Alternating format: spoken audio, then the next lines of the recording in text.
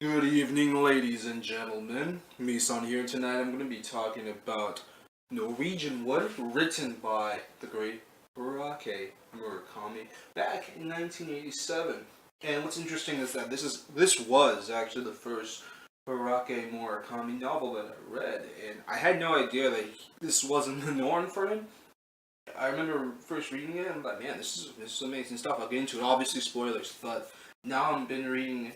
What is it? 1Q84? Is it IQ84? One of the other. It came out in what 2009. It is 1Q84. I'm reading that right now, and it's not completely different. You can see it's still Murakami. Murakami's Murakami, and he's just so Murakami. But it's just a completely different story. As in, where most of Murakami's books are grounded more in magical realism or science fiction. Norwegian Wood is like the only book he's written that I believe it's the only book he's written outside of there's Men Without Women, which is like a collection of short stories basically. Yeah, but Norwegian Wood's really the only full like novel he's written that's just kind of straight up grounded in reality, and it's a classic. It's actually pretty much what made Haruki Murakami worldwide sensation. He actually had to leave Japan for a time because he was just too famous. And there was a film released back in 2010, and guess who was the composer of that? None other than Johnny Greenwood, I should say, the lead guitarist of, yes, the lead guitarist of Radiohead. So let me get into this.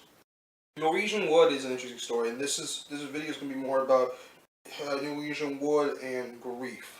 So it's about a guy named Toru Watanabe. He is 47 years old, I believe in the book. So he's going back and looking back on his days as a college student living in Tokyo, and he just reminisces his two relationships he has with these two completely different women. You got Nagako and Midori. So let's go into how these two and let me go into really what starts off and why this is really about Greif. So the story begins with Toru is going to college now, and I believe he was 19, I think, when he went to college, and this is after his, or 18 maybe. This is after his best friend had committed suicide, and he's dealing with this grief and this big sense of loss, and then he comes to see Naruto, who was his best friend's girlfriend. And then the two of them end up having sex in a way to just deal with their grief, and then he actually finds out that she's in fact a virgin. And she ends up, this is one of the things I really liked about Norwegian Wood is how it deals with mental illness, and it deals with mental illness in such a beautiful way. Naruto has I don't think they really said exactly what she had. My guess is that she had borderline personality disorder, just by the way she was acting, and it's very tragic what happens to her, and I'll get into that in a second. But she and him kind of have this really innocent but passionate love affair, and it's a love that really pains Watanabe.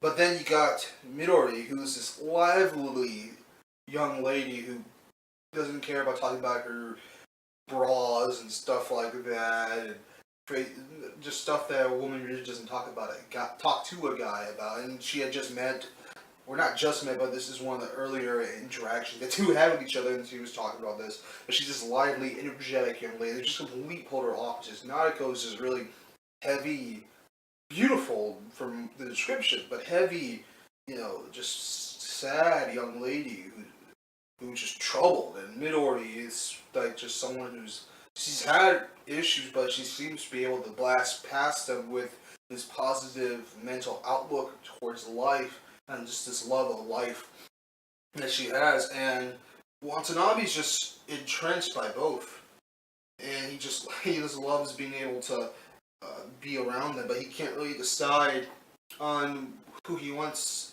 necessarily, and it kind of shifts back and forth, really shifts more to Minori. But this story isn't really a love story. I think that's one of the criticisms that the few haters of this book has, that it's a love story. It's really a coming of age story, and it's really a story about how to deal with grief. Now, what is grief?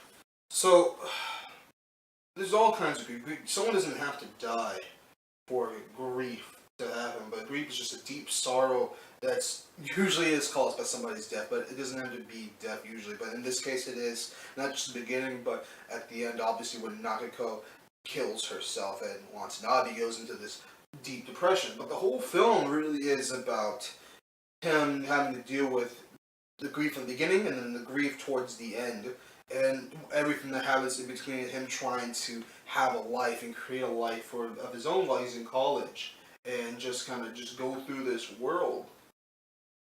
It's just kind of interesting how Murakami was able to really use the theme of grief in a way that he was able to really make something really poetic, and that's another one of the things I loved about this novel was just, and Japanese literature in general just has this beautiful way about it, this nice slowness and tenderness and focus on nature. It's just phenomenal.